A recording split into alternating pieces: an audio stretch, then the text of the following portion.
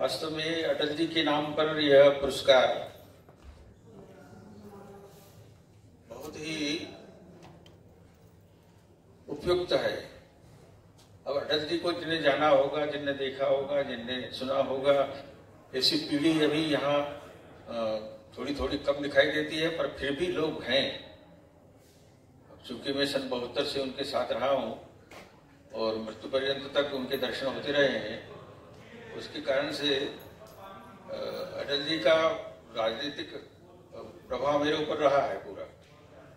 मैं तो संघ का कार्यकर्ता रहा हूँ, राष्ट्रीय स्वयंसेवक संघ का कार्यकर्ता। स्वदेश में इंदौर में मैं काम में था, वहाँ से ही संघ की आज्ञा से राजनीति में आया और माननीय ठाकरे जी की निष्ठा में रह करके और संगठन मंत्री के नाते से जनसंघ के काम का आरंभ मैंने किया था। तब से ये यात्रा जारी है और कई परिवर्तन राजनीतिक रूप से भी हमने देखे हैं। जब जनसंघ के संगठन मंत्री थे तो जनसंघ था, बहुत ही चुनौतीपूर्ण समय था। जिस तरह से काम करने के लिए अनेक कठिनाइयां, मुश्किलें होती थी, उन सब में हम काम करते थे।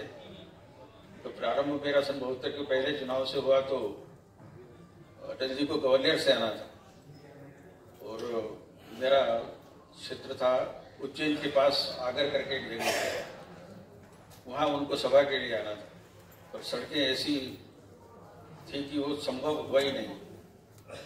और माननीय जगन्नाथ राव जोशी जी उस वक्त हमारे संसद सदस्य हुआ करते थे, तो फिर उन्होंने कहा कि अटल जी नहीं आए तो कोई बात नहीं है, और जहाँ गाड़ी काम करना बंद कर देती है या गाड़ी का पंचर हो जाता है तो हम स्टेपनी लगा लेते हैं। तो इस तरह से स्टेपनी के रूप में मैं आ गया हूँ, आप चिंता न करें, जनसंघ की गाड़ी चलती रहेगी। तो इस तरह से वो सरल बना और इस तरह से बड़े नेताओं का एक जमाना था, सामीप्य मिलता था, देखने समझने को मिलता था। उस जमाने में हमने देखा कि एक से एक विद्वान और बहुत ही कठोर परिश्रम करने वाले लोग हमारे सामने आदर्श के रूप में खड़े हुए थे। माननीय सुंदर सिंह जी भंडारी, उनको हमने देखा है, उन्हें जगदीश प्रसाद माथुर जी को देखा है, केदारनाथ साहनी जी को देखा है, मंगल सेन जी को देखा है। तो उस वक्त संगठन मंत्री होने के नाते से मैं 26 साल का ही था उस समय, और उस वक्त सारे भारतीय जनसंघ के अधिवेशनों में जाने का काम मिलता था। तो सन 73 के अधिवेशन में, कानपुर के अधिवेशन में, और बलराज मधोक जी के बाद फिर अटल बिहारी वाजपेयी जी ने सारी बागडोर को, उनको सारी बातों को संभालने का अवसर हो गया था। तो इसे संगत असंगत सारे कामों में और अटल जी को हमने देखा है। फिर आपातकाल हो गया। अब आपातकाल में हो गया तो आपातकाल में भी सारे लोग जेलों में चले गए। जेल में जाने के बाद भी लोगों का मनोबल बना रहा। 1.25 लाख लोग जेल में थे सब, BIR में, और maintenance of internal security act, Bharat रक्षा अधिनियम के अंतर्गत भी इतने लोगों को जेलों में बंद कर दिया था। उनका कोई अपराध नहीं था, वो केवल ये था कि वो सत्ताधारी दल के लिए काम नहीं करते थे। बस प्रजातंत्र है, लोकतंत्र है, लोकतंत्र में तो हर एक को अपनी बात को कहने का मौका होना चाहिए, परंतु उस वक्त की जो सत्ता थी वो 12 जून का जो फैसला था सन 75 वाला, उसके कारण से उनको सत्ता से हटना था।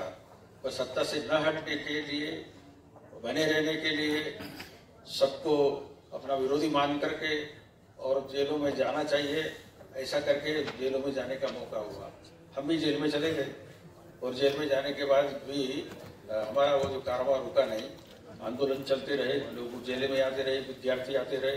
तो ऐसा समय वो था जो आज उसकी कल्पना हम नहीं कर सकते। उस वक्त तो मुश्किल ये था कि आप कहीं किसी भी जगह से, बड़े जो कांग्रेस के नेता रहे हैं उनकी भी हालत बड़ी खराब थी, और कुछ नेता तो हमारे साथ कांग्रेस के भी, चूंकि वो बड़े बोलने वाले लोग थे, तो उस वक्त भी उन लोगों को भी जेलों में जाना के लिए और बाध्य होना पड़ा था। तो ये एक परिस्थितियां थी। आज तो हम अटल बिहारी वाजपेयी जी के नाम के अवार्ड की बात करते हैं, तो अटल जी का जन्म और उनका लालन पालन पोषण सब हमने देखा है कि ग्वालियर में ही हुआ। सिंधी की छावनी में उनका जन्म हुआ। 25 दिसंबर की रात में 25 दिसंबर को ही उनका जन्म हो गया। तो उसके बाद से वहीं पढ़े लिखे पढ़े। फिर 1942 का आंदोलन था संघ के, 1942 का आंदोलन था अगस्त क्रांति वाला, और उसमें भी गिरफ्तारियां होना शुरू हुई, अंग्रेजों भारत छोड़ो ऐसा करके। तो ऐसे में अटल जी आर्यवीर दल के कार्यकर्ता होने के नाते से और उस आंदोलनों में भाग लेना शुरू किया। शहर कोतवाल पहचान का था अटल जी के पिताजी का, तो उन्होंने कहा कि भाई आपका ये जो लाडला है ये जेल चला जाएगा, किसी क्या उसको रोक पाएंगे क्या? तो फिर उनने उनके बड़े भाई के साथ उनके अपना जो मौलिक गांव था, उनका जो मूल गांव था, वहां उनको भेज दिया। परंतु वहां भी वो रुके नहीं और आगरा में जाकर के उनकी गिरफ्तारी हो गई। और चूंकि उम्र में कम थे इसलिए फिर बाल संरक्षण की दृष्टि से बच्चों की जेल में उनको बंद करके और उनको निरुद्ध करके रखा गया।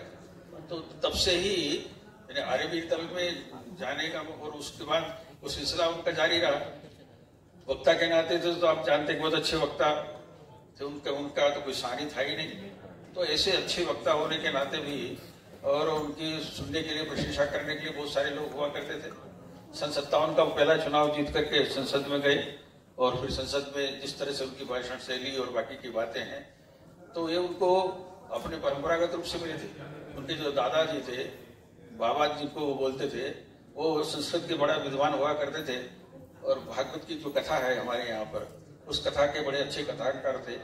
उनके पिताजी भी और शिक्षक थे। और संयोग की बात यह थी कि जो मेरी कॉन्स्टिट्यूंसी हुआ करती उज्जैन, उसमें बड़नगर करके एक स्थान है, उस स्थान में उनके पिताजी और प्रधान अध्यापक रह करके और वहां पर रहे। और वो समय भी उनका बालपन का शायद वहीं भी बीता हुआ होगा। आगे देखते हुए देखते हैं कि अटल जी का सारा जीवन, जब मैं राजनीति में आ गया तो सन 72 के बाद मैंने उनका सानिध्य मुझे प्राप्त होना हुआ। और उसके बाद जेल में जब गए तो जेल में जैसे कि हम गए तो पता लगा कि जेल में रह करके भी अंदर से भी प्रेरणा करने के लिए और उनकी रचनाएं होती थी। कैदी कबीराय के रूप में उनकी कुंडलियां निकला करती थी। तो ऐसा और एक रचना उनकी जेल के अंदर की आप यदि सुनेंगे तो समझ में आएगा कि तेवर क्या थे उस रचना के।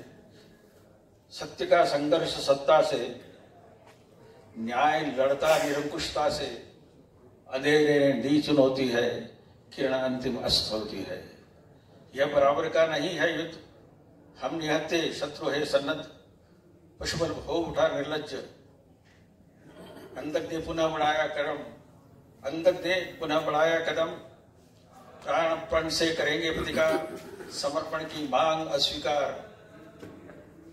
हम ये रास्ते पर चल पड़े हैं, उससे पीछे हटने वाले नहीं है, इसलिए टूट सकते हैं मगर हम झुक नहीं सकते। ऐसी उनकी रचना थी, जिसने बाद में वो जेल से बाहर रचना आई। रचना आकर के वहां जो पत्रिकाएं गुप्त रूप से बटती थी उसमें वो छपी। और इस प्रकार से लोगों का मनोबल, जेल में रह करके भी सत्य का संघर्ष सत्ता से, अब आप देखिए शब्दों का। और फिर लोगों को पता है कि अटल जी एक राजनेता ही थे, पर मैंने उनमें जो दार्शनिक देखा है, वो बड़ा दार्शनिक जो देखा है वो बहुत कम लोग देख पाए होंगे, क्योंकि सानिध्य में रहा हूं मैं और मैं भी लिखता रहा हूं, तो थोड़ा बहुत उतना जितना समझ पाता था, क्योंकि वो तो अलग थे, निश्चित रूप से वो तो सूर्य थे, मैं तो कुछ था नहीं उनके सामने। परंतु फिर भी जब भी कुछ लिखता था तो मैं उनको सुनाता था, मंत्री होने के बावजूद भी। तो इतना उनका बड़ा स्नेह सानिध्य उनका मिलता रहता था। और बचपन से ही उनकी रचना, जब 8वीं में उनका कक्षा पढ़ते होंगे तब उनने हिंदू तन्मन हिंदू जीवन रग रग हिंदू मेरा परिचय, इस प्रकार की रचना लिखने का काम किया, राष्ट्रवाद जगाने का काम किया। मैं शंकर का वह क्रोधानल कर सकता जगदीक्षा रक्षार, मैं डमरू की प्रलय धनी जिसमें नचता भीषण संपार, रणचंडी की अतृप्त प्यास, मैं दुर्गा का अनुमुक्त हास, जलते मरकट का धुआंधार, मैं यम की प्रलयंकर पुकार। यदि अंतरतम की ज्वाला से नदक उठे जल थल अंबरनम, जड़ चेतन फिर कैसा विस्मय, हिंदू तन्मन हिंदू जीवन रग रग हिंदू मेरा परिचय। मैं आदि पुरुष निर्भयता का वरदान लिए आया मुंह पर, मैं आदि पुरुष निर्भयता का वरदान लिए आया मुंह पर, पै पी कर सब मरते आए लोग, अमर हुआ मैं विष पीकर, अधरों की प्यास बुझाई है मैंने पी कर वह आग कर, हो जाती दुनिया बशमुसात क्षण पर ही जिसको छूकर। फिर भय से व्याकुल दुनिया ने प्रारंभ किया मेरा पूजन, मैं नरनारायण नीलकंठ बन गया है, इसमें कुछ संशय। हिंदू तनमन हिंदू जीवन, रग रग हिंदू मेरा परिचय। इस तरह से रचना बड़ी रचना है। आखिरी का पद सुना देता हूँ। मैं एक बिंदु परिपूर्ण सिंधु, है यह मेरा अपना समाज। मैं एक बिंदु परिपूर्ण सिंधु, है यह मेरा अपना समाज। मेरा इसका संबंध अमर, मैं व्यक्ति और यह है समाज। मैंने इससे पाया तनमन, मैंने इससे पाया जीवन। मेरा तो कर्तव्य ही कर दूं सब कुछ इसको अर्पण। तो ऐसा समर्पण का शिष्ट भाव लेकर के समाज की सेवा में जिन्हें निरंतर अपना समय बिताने का काम किया है, ऐसे महापुरुष का स्मरण करने के लिए मैं लेखराज जी को और अटल फाउंडेशन को बहुत बहुत बधाई देता हूँ।